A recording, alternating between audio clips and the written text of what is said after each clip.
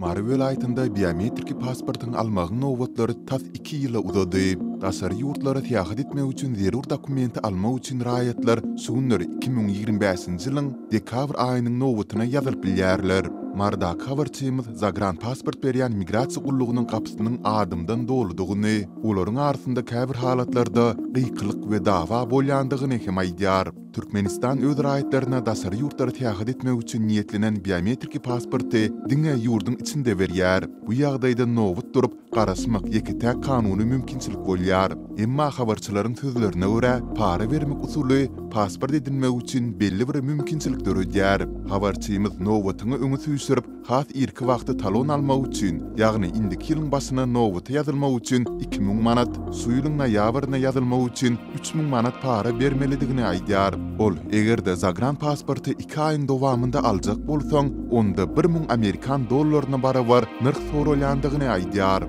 Azatlyk bular barada Marynyň migrasiýa gullugyndan kommentariýa alyp bilmedi.